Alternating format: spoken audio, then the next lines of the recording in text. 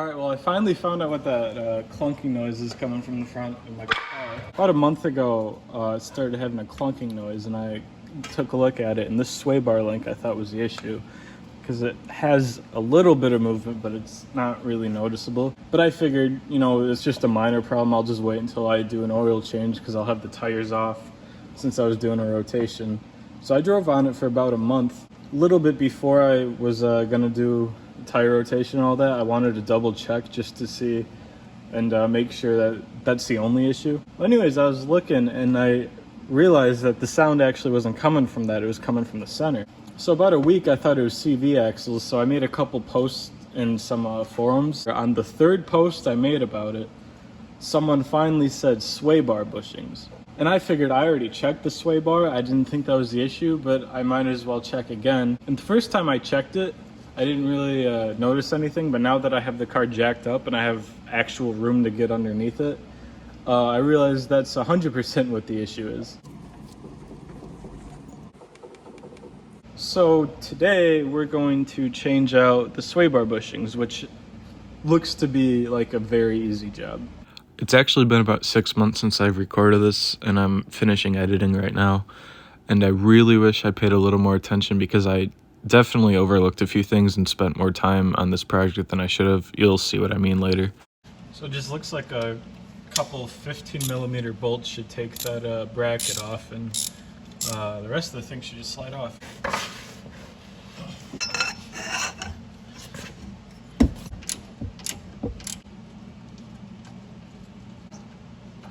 Got one bolt out.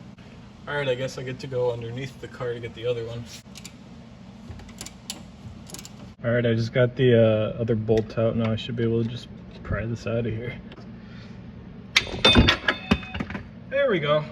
It's kind of interesting how the paint was preserved so well on the inside. So I believe this should just come off in one way or another. Alright, turns out I just had to get a floor jack under it.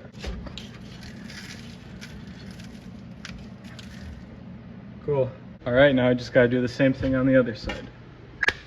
Alright, now I'm gonna professionally rebuild these clamps. Yep, they're being rebuilt. This'll work. Oh yeah, look at that. This is how professionals do it.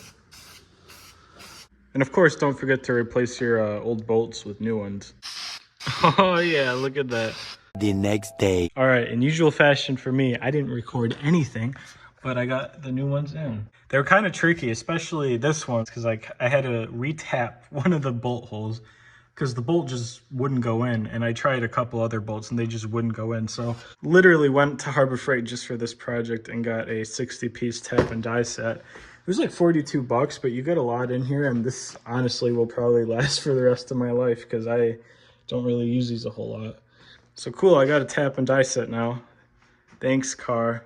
Or maybe I shouldn't say thanks because of how bad this project was. This thing's been sitting in the shop for probably like 4 or 5 days over something that probably should only took like 1 or 2 days. But I'm kind of concerned because it seems like it might still be making the clunking noise, which means that all of this was for nothing. I mean, maybe not, because those bushings don't really wear out too fast. So there's a chance that now that I just put new ones in here, they will last longer than the rest of the car. So I guess I don't have to deal with that ever again. But if it is a clunking noise still present, it's probably sway bar links, even though I swear I ruled that out because neither of them have any play in them. But I don't know. If there is still a noise, I'll just replace those. It shouldn't be too much of a job, but that just means I get to work on my car even more. But anyways, I'm going to get this wheel on. I got the rest of them on.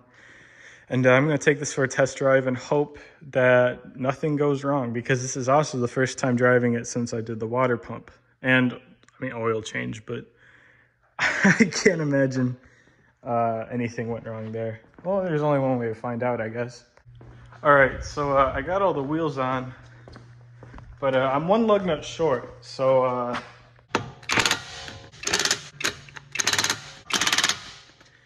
good enough.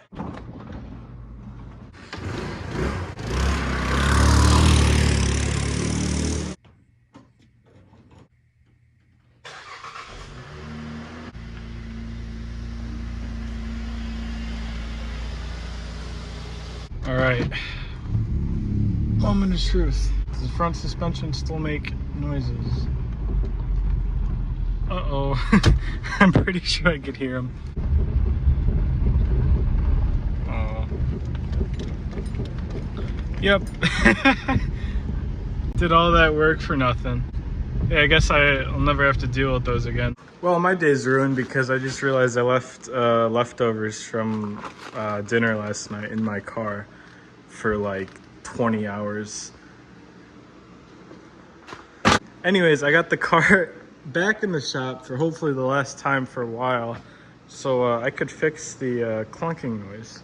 I got a new set of sway bar links from Detroit Axle. But anyways, I'm gonna get my car on jack stands. I think I'm only gonna do one side at a time, and hopefully this will fix the issue. All right, well, I'm back at it again for hopefully the last time. So I've done a couple sway bar links before, but this might be a little more difficult than usual because usually back here there's a section with a flat spot that you can just get a wrench on and hold it in place, and you could just get this nut out with a impact. But this doesn't have the flat spot, so I guess I'm just gonna have to do it like this. Oh, this is gonna be fun. Oh cool, if I try to turn this inner one instead, it just strips the entire thing out. Why can't there just be that flat spot? Because then I could just impact this off and be done in like 10 minutes. All right, I put some locking pliers on it to hopefully hold it in place, but even if it doesn't, this should at least get it broken free enough where I could get it out by hand. Yeah, that's just spinning the backside of it. Maybe it's just turning the entire stud. Oh, I guess those were shot because this is covered in grease, and that grease is supposed to stay in there. I'm hoping it's the tire rod end. I was surprised when the sway bar bushings didn't fix the issue, because these, like, the front is completely off the ground. There's like no play in that. I'm hoping this is the issue, even though I'll have to accept that I was wrong. I don't want to fix this and then realize it's a completely other thing and have to work on it even more. All right, those pliers are on there tight, so if this doesn't get it off, then it might be here for a while. Why can't things just work out the way they're supposed to? All right, I think I'm getting close to getting it. I basically got a bigger pair of vice grips, and I just kind of used an impact on that for like 20 minutes. And every time I'd go to do it, I'd have to retighten this because whatever I have it clamped on keeps getting thinner and thinner. But I finally got it loose enough where I could probably get it off by the wrench and holding this in place, and there isn't enough tension on it to cause that to strip out, hopefully.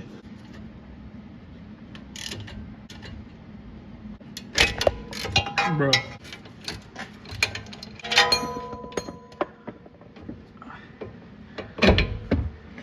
There's the top half out. Hoping that bottom one's gonna be a little easier. All right, update. I got the old one out, and then I got the new one in. The bottom nut was actually a lot easier to get out than the top one. And you can definitely tell they're worn out because it moves that much. To be fair, a lot of that is because of me spinning that stud at like a couple thousand RPMs, but even this one's so worn out I can move it with my thumb. These new ones, just one hand, I cannot get them to move at all. So I'm hoping this fixes the issue, assuming I put them in right. These ones are actually greasable, but one of the grease fittings broke off, so I had to throw a new one in there. But anyways, I got it in. I had to put a jack under there to get this to actually line up because it was sitting like down here. And that kind of concerned me at first, but then I looked at the one I took out and it's angled like that. That's how I took it out. And because those don't angle, I have to jack it up. Which, thinking about it, last time I did a job like this, I also had to jack it up. Thankfully, there's actually a nut on here I could get a wrench on. I'm starting to think that nut is standard and not metric, like the original hardware. Okay, so it could be standard, but I got a 17 mil socket and it seems to fit. Not sure why they went for 17 mil compared to the original 18 mil. So I don't really want to use this wrench for putting it on because all that's going to do is squeeze the boot and I don't want to break anything. So I'm going to use that that hex bit and hold it in place and just put it on there with a wrench. Oh, I need to go get a 17mm wrench now. You know, I was hoping that I could knock this out in like an hour or something and maybe take my car out somewhere, but I'm like 2 hours into this and the sun is very much gone at this point. I guess I'm gonna have to get a wrench on there if I want to properly torque it down. I think the bottom one at least needs like 55 foot-pounds. I'm gonna start tightening the top one so it's a little bit even. I don't know if it actually matters, but I'm gonna do it anyways. I hope I won't need an alignment after this. Apparently you're supposed to get one, but the part is the same size, then it shouldn't matter too much. I'll just deal with that when the time comes. Oh, that got tight real fast. All right, so that one's probably good. Oh, that one's tight too. Oh, I just realized I had the camera pointed at the bottom one the entire time I did the top one. I hope I can get this to fit back here. I don't really have a whole lot of room to work in this. There we go. Torque wrench has a lot of back drag. I'll make sure to actually point the camera at what I'm working on this time. So this one wants 63 foot-pounds. Cool. Well, I guess that means this side should be done now. All right, so I got the top part of the second one out, and I realized a trick. So when you have that in there and you have the vice grips holding them down, if it keeps spinning, just pull back on them and it basically jams it up so it stops spinning. I wish I realized that when I did the other side, because I spent probably like 20 minutes going back and forth between trying to get the nut off and then taking the pliers off to tighten them and then putting them back on over and over, when all I had to do was just grab them and that stopped it. Sure, ideally you wouldn't even need those and you could just put a wrench on there, but if you don't have a place to put a wrench, then I guess that's what you do. So I'm just gonna get that bottom one out and throw the new one in and take this for a test drive, and hopefully it stops making funny noises. Another late night working on my car.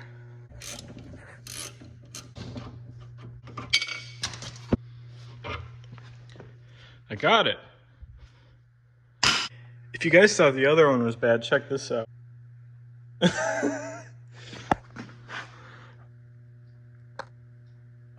Uh-oh. Yeah, I'm gonna say that this is where the clunky noise came from, and if it's not, then I'm very concerned, because how can it not be from this? All right, I'm just gonna tighten these grease fittings up. They should be pre-greased, or I mean they are, or at least the other one was, but I still kind of want to put like just a tiny bit in there, or maybe I shouldn't because it broke this. Okay, never mind, I apparently already tightened these fittings, so I'm just gonna grease them up. Perfect. If you didn't think my transitions were bad, then you probably do now. All right, so something my dad pointed out to me, when you put these in, be careful because they're not always the same. Every time I've done a sway bar job, they've always been perfect, but if you look at mine, that's straight, right? That's at a slight angle. The bar is actually twisted, and it's twisted different on each side. So all you gotta do is hold it up and just see. You see that twist down and to the left? Holding it up, down and to the left. Alright, so I must have been extremely sleep deprived when I recorded that and edited this part of the video, because that is clearly down and to the right. I put the wrong ones in the car. But it's been like 6 months, 5,000 miles. It's fine. I don't think it matters that much. Now, whether or not it's upside down or not, that's not really a concern. At least not for this. I don't know about other ones, because if you look, let's say it bolts in like this. If you look, that's going to the left. But if you flip it around, so this is at the top, it bolts in like that, it's still pointing to the left a little bit. So whether or not it's upside down, that doesn't matter, but what does matter is what side you put it in. It might not make a huge difference because these are meant to be able to angle. So yeah, just make sure to take a look at the ones you take out before you put the new ones in. I almost forgot to mention, when you do decide what goes on top, what goes on bottom, just look at the grease fittings and kind of visualize it. If I put it in like this, I'd have to grease that from the side and I'd have to grease that from the top. That would work out pretty good, but if I did it like this, then I'd have to grease it from the bottom. And that might be a little more difficult, so just kind of orientate it the way, if it is greasable. If it's not greasable, it really doesn't matter at all, but Just if it is greasable, try to position it in a way where it'd be easier to grease. And just like that, it's in. All right, well, I'm exhausted. It's 11 o'clock, but the car's back together, and any smart person would have like got underneath the car to grab the sway bar and make sure it doesn't make any noise anymore. But I'm not gonna do that. Not because I'm that confident, but because I kind of want it to be a surprise. I want to hear the noise when I'm on the road if the noise is still there. Well, that and I'm like scared, but you know. Oh, shit, I don't have my car keys. All right, well, I gotta go get my keys. Probably should have checked to make sure that they weren't in my car because I'm pretty sure they are. Because I get in the house and then I realized I haven't been in the house since I got home. Oh, won't you look at that? I am really hoping that the issue is fixed. I thought I was hearing a noise, but that might have just been my tires. I'm like surprised. There's no noise. You ever like fix a really bad issue and then like you're surprised when it's actually fixed? That's how I feel right now. In fact, that's actually kind of how I feel about the water pump. You might be confused on what I'm talking about, but I put a new water pump in this too, and yeah. This sounds so stupid, I'm sure, but like, I'm so happy.